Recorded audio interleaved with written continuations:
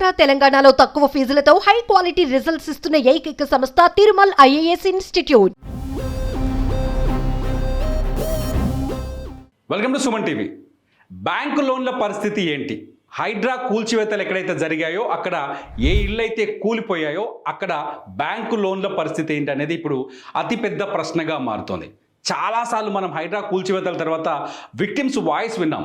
వాళ్ళు చెప్తున్నారు bank loan ఇచ్చింది, జిహెచ్ఎంసీ పర్మిషన్ ఇచ్చింది, హెచ్ఎండిఏ పర్మిషన్ ఇచ్చింది, లోకల్ నీటిపారుదల శాఖ అధికారులు పర్మిషన్ ఇచ్చారు. ఇన్ని పర్మిషన్లు ఇచ్చిన తర్వాత కూడా మా ఇల్లు ఎఫ్టీఎల్లో ఉంది, అనుమతి లేని నిర్మాణం అని ఎలా కూల్చివేస్తారని బాధితులు అంటున్నారు. ఈ ప్రశ్నలు కేవలం హెచ్ఎండిఏకి, ఇది హైడ్రాకి మాత్రమే కాదు, ఈ ప్రశ్నలు బ్యాంకులకు కూడా ఇప్పుడు ఎదురవుతున్నాయి. అట్ ది సేమ్ టైం ఏదైతే చాలాసార్లు చూసాం, ఒక వ్యక్తి అయితే ఇవాళ గృహప్రవేశం చేశారు, తెల్లారిలోపు ఇల్లు కూల్చేశారు. ఇంకో వ్యక్తి అయితే ఇల్లంతా సర్దుకొని వచ్చాడు, కనీసం సామాన్లు సర్దుకుంటామంటే కూడా దానికి టైం ఇవ్వలేదు. హైడ్రా అధికారులు చెప్తున్నారు అన్ని పేదలని టార్గెట్ చేసి ఎక్కడా కూల్చివేయట్లేదు, అన్ని పరిశీలించిన తర్వాత అక్కడ వేరే యాంగిల్స్ చూసిన తర్వాతే కూల్చివేతలకు అనుమతులు ఇస్తున్నామని చెప్తున్నారు. మొత్తానికి నోటీసులు ఇవ్వకుండా ఇళ్లను కూల్చివేయడం అనేది ఇప్పుడు అతిపెద్ద ప్రశ్నగా మారుతుంది. ఇప్పటి వరకు మొత్తం హైడ్రా ఇప్పటి వరకు దాదాపు 27 ప్రాంతాల్లో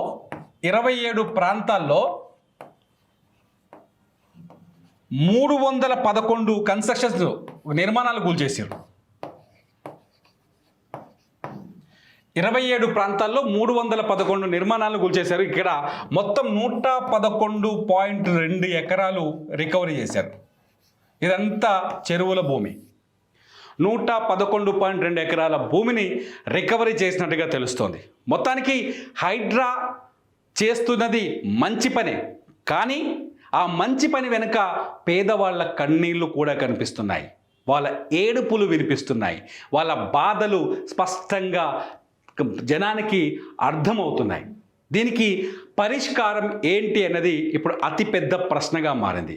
పేదవాళ్ళు ఎప్పుడు ఇల్లు కొనుక్కున్నా, మళ్ళీ చెప్తున్నాను, పేదవాళ్ళు ఎప్పుడు ఇల్లు కొనుక్కున్నా ఖచ్చితంగా బ్యాంకు లోన్ మీదనే ఆధారపడి కొంటారు, బ్యాంకు లోన్లు తీసుకొని ఆధారపడి కొంటారు. ఇప్పుడు ఇల్లు కూలిపోయిన తర్వాత బ్యాంకు లోన్ ఎలా కట్టాలి? ఇంట్లో ఉండే పరిస్థితి లేదు, లోన్ కట్టే పరిస్థితి లేదు. బ్యాంకులేమో లోను కట్టాల్సిందే, ఈఎంఐ చెల్లించాల్సిందే అంటున్నాయి. ఆర్బీఐ గైడ్ లైన్స్ ప్రకారం ఒకవేళ కన్స్ట్రక్షన్ కూల్చివేసినా లేకపోతే అనుమతి లేకపోయినా దానికి బాధ్యత కస్టమరే వహించాలి అని చెప్పేసి బ్యాంకులో ఉన్న కొంతమంది నిపుణులు మనం మాట్లాడినప్పుడు అదే విషయాన్ని చెబుతున్నారు. సో ఇప్పుడు సామాన్యుడికి దారేది అనేది అతిపెద్ద ప్రశ్నగా కనిపిస్తుంది. అయితే బ్యాంక్ లోన్ల విషయంలో చాలా స్పష్టంగా ఇంతకుముందు చెప్పాను వేరే వీడియోలో, జిహెచ్ఎంసీ అనుమతి, హెచ్ఎండిఏ అనుమతి ఉన్న చోటనే ఈ బ్యాంకులు లోన్లు ఇచ్చాయి. సో బ్యాంకులు ఏమంటున్నాయి, జిహెచ్ఎంసీ హెచ్ఎండిఏ అనుమతి ఉంది కాబట్టి మేము లోన్ ఇచ్చామని చెప్తుంది. అయితే ఇందులో ఎక్కువగా లోన్లు ఇచ్చిన బ్యాంకులు ఏందో తెలుసా? ఎన్బిఎఫ్సిలు, నాన్ బ్యాంకింగ్ ఫైనాన్స్ కంపెనీలే ఎక్కువగా లోన్లు ఇచ్చాయి. అందులో ఎల్ఐసి కావచ్చు, టాటా కావచ్చు, పులట్రోల్ అని ఒకటి ఉంటుంది, పులట్రోల్ కావచ్చు, బజాజ్ కావచ్చు. వీళ్ళే ఎవరైతే ఈ కొంచెం అనుమతులు అటు ఇటు ఉన్న చోట, మల్లంపేట దగ్గర కూల్చేసిన విల్లాలకు ఎక్కువగా లోన్లు ఇచ్చింది ఎల్ఐసి. వీళ్ళకి రికవరీ ఎలా అనేది ఇప్పుడు పెద్ద తలనొప్పిగా మారింది. 1-2 కాదు, కోట్లు, 100 కోట్లు. ఇప్పటి వరకు ఈ 311 నిర్మాణాలు కూలిపోయినాయి కదా. ఈ 311 నిర్మాణాల విలువ దాదాపు 3 నుంచి 4 వేల కోట్లు అయి ఉంటుంది. 3 నుంచి 4 వేల కోట్ల నష్టమై ఉంటుంది. ఎవరికి? బ్యాంకులకి. నష్టం కాదు, కష్టం. ఇప్పుడు ఇంకా నష్టంగా దాకా పోలే కథ, కానీ 3 నుంచి 4 వేల కోట్ల వరకు కష్టం ఇరుక్కుపోయినట్టుగానే చెప్పొచ్చు. ఇందులో మామూలు వాళ్ళ పైసలు కూడా 1000 కోట్లు ఉంటాయి ఈజీగా. సామాన్యుల పైసలు 1000 కోట్ల పైనే ఉంటుంది. దాదాపు 5,000 కోట్లకు పైగా ఇప్పుడు డబ్బులు ఇరుక్కుపోయాయి హైడ్రా లేకపోతే ఎఫ్టీఎల్ బఫర్ జోన్ ఇష్యూలో.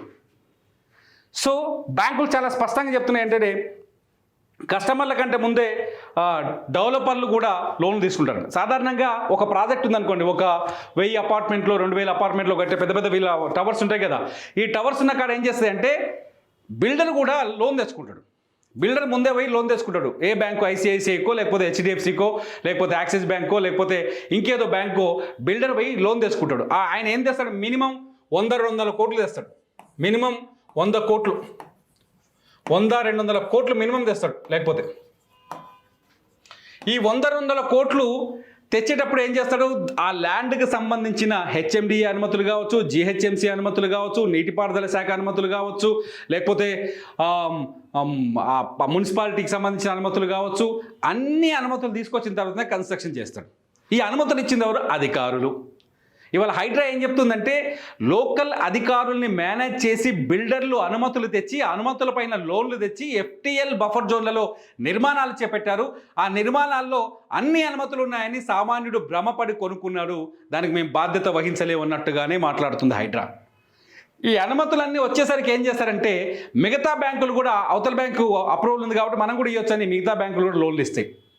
ఇండివిజువల్ నాలాంటోడో నీలాంటోడో, ఇప్పుడు వీడియో ఉన్నావు కదా, నీలాంటోడో పోయి లోన్ ఇల్లు కొనుక్కోవాలనుకున్నాకో ఈ పత్రాలు తీసుకురాని ఒక 8-9 లిస్ట్ ఇస్తారు. ఆ లిస్ట్ తీసుకొని పోగానే దాన్ని అప్రూవల్ చేసేస్తారు. అన్నిటి గతం వేరే బ్యాంక్ అప్రూవల్ ఉంది కాబట్టి మనం ఏం చేస్తాం, అడ్వాన్స్ కడతాం, తీసుకుంటాం, అది పోతాం.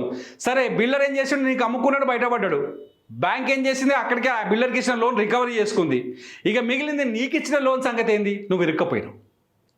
సో మొత్తానికి సామాన్యుడు మాత్రం అతి పెద్ద ప్రశ్నల వలయంలో ఉన్నాడు. దీనిపైన ప్రభుత్వం స్పష్టత ఇవ్వకపోతే సామాన్యుడి పరిస్థితి దారుణంగా ఉండే అవకాశం కనిపిస్తోంది. ఇది నా మాట కాదు, బ్యాంకర్లే మాట్లాడుతున్నారు. ఖచ్చితంగా బ్యాంకర్లు లోన్ కట్టకపోతే ఫోన్లు చేసి టార్చర్ చేసి ఇంటికి మనుషులు పంపించి వేధిస్తారు. ఇప్పుడు అంటున్నారు కొందరు ఎక్స్పర్ట్స్, బ్యాంక్ ఎక్స్పర్ట్స్ ఏమంటున్నారంటే ఎఫ్టీఎల్ పరిధిలో కానీ ఇప్పుడు హైడ్రా కూల్చివేతల దగ్గర నష్టపోయిన ఇంటి యజమానుల పైన లోన్లు కట్టమని ఒత్తిడి చేయలేం, కానీ ఏదో రకంగా రికవరీ చేసుకోవాలి కదా అని చెప్తున్నారు. రికవరీకి బ్యాంకుల దగ్గర 2 ఛాన్స్ ఉన్నాయి. ఒకటేమో ప్రాపర్టీ ఉంటే ఆ ల్యాండ్ని సొంతం చేసుకోవాలి. ప్రాపర్టీ ఉంటే ల్యాండ్ని సొంతం చేసుకోవాలి. హైడ్రా కూల్ చేసిందంటేనే ఆ ప్రాపర్టీ ఎవరిది ఒరిజినల్ కాదని అక్రమము. ఆ ప్రాపర్టీ అక్కడ కన్స్ట్రక్షన్ చేయడానికి లేదు, దాన్ని ట్రాన్స్ఫర్ చేయడానికి వీలు లేదు, అయిపోయింది, ప్రాపర్టీ లేదు. లేదంటే వీళ్ళు ఏమైనా ఇన్సూరెన్స్ తీసుకుంటే, ఒకవేళ వీళ్ళు ఇల్లు కట్టేటప్పుడు ఇన్సూరెన్స్ ఇస్తారు. ఇన్సూరెన్స్ తీసుకుంటే ఆ ఇన్సూరెన్స్ నుంచి 70% వరకు రికవరీ చేయొచ్చు అని చెప్తున్నారు, 70% వరకు. అయితే ఈ ఇన్సూరెన్స్ నుంచి రికవరీ చేసినప్పటికీ కూడా ఆ కస్టమర్ అక్కడ ఏమవుతాడంటే డిఫాల్టరే అవుతాడు.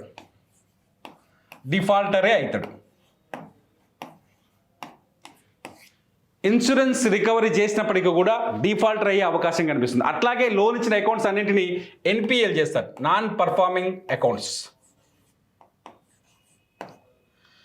ఎన్పిఎల్ చేయడం వల్ల ఏమైందంటే భవిష్యత్తులో ఆయనకి ఏ లోను రాదు.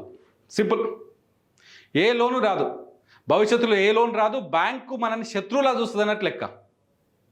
ఎన్పిఐ అయినామంటే బ్యాంక్ కస్టమర్ శత్రువులా చూసే అవకాశం ఉంది. సో ఈ బ్యాంకుల బారి నుంచి, ఈ లోన్ల నుంచి ఎలా తప్పించుకోవాలన్నది ఇప్పుడు అతిపెద్ద ప్రశ్నగా మారుతుంది.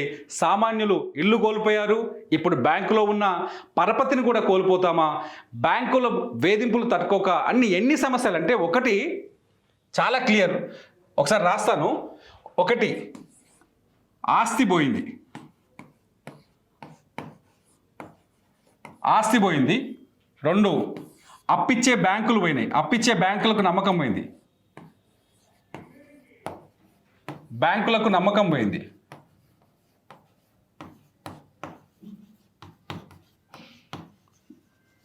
3, సంపాదించిన డబ్బులు పోయినాయి, డబ్బు పోయింది. 4, భవిష్యత్తులో ఎవడో అప్పియ్యాడు.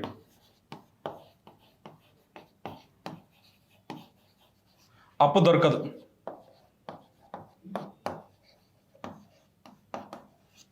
ఇక చూసుకోండి, హైడ్రా బాధితుల అతిపెద్ద సమస్యలు ఇంకా చాలా ఉండొచ్చు. 1, ఆస్తి పోయింది, కొత్త ఆస్తి, ఇల్లు కొనుక్కుని ఇల్లు పోయింది, ఆ ఆస్తి కోల్పోయింది, ఆ రోజుతో ఇల్లు ఇంకా కనిపించట్లేదు. అప్పిచ్చిన బ్యాంకులపై నమ్మకం పోయింది, లోన్ కట్టకపోతే బ్యాంకు లోన్ ఇవ్వదు, లేకపోతే కోర్టుకు వెళ్ళాలి, కోర్టు చుట్టూ తిరగాలి. 3వది వచ్చేసి ఇన్సూరెన్స్ కవర్ చేసి ఎన్పిఏగా మిగలాలి, సిబిల్ పోతుంది, సిబిల్ పోతే బ్యాంకులకు మన మీద నమ్మకం పోతుంది. నాలుగోది వచ్చేసి కష్టపడి బ్యాంకు లోన్ మొత్తం తేడు కదా, ఎంతో కొంత సగం కొంత డిపాజిట్ మనం కట్టాల్సి ఉంటుంది కదా, అవి కష్టపడే డబ్బులే ఉంటాయి, దాచుకున్న డబ్బులు అయితే ఎవరికి ఉంటాయి, ఆ కష్టపడి సంపాదించిన డబ్బులు పోయినాయి. ఇక పోతే భూమి బ్యాంకులు భవిష్యత్తులో అప్పిచ్చే అవకాశం కూడా లేదు. సో పరపతిని కూడా కోల్పోతున్నారు. సో హైడ్రా విక్టిమ్స్ పరిస్థితి ఇది. ఈ హైడ్రా చెరువుల్ని కాపాడాలనే సదుద్దేశంతో సామాన్యులు కూడా సమస్యలోకి వచ్చారు. దీనిపైన ప్రభుత్వం ఎటువంటి నిర్ణయం తీసుకుంటుందనేది ఆసక్తికరంగా మారింది. ప్రభుత్వం ఇటువంటి పరిస్థితుల్లో ఏం చేయాలనేది మీరు కామెంట్ చేయండి. మీ కామెంట్స్ పైన వీడియో చేయడానికి నేను ప్రయత్నిస్తాను. చూస్తూనే ఉండండి సుమన్ టీవీ.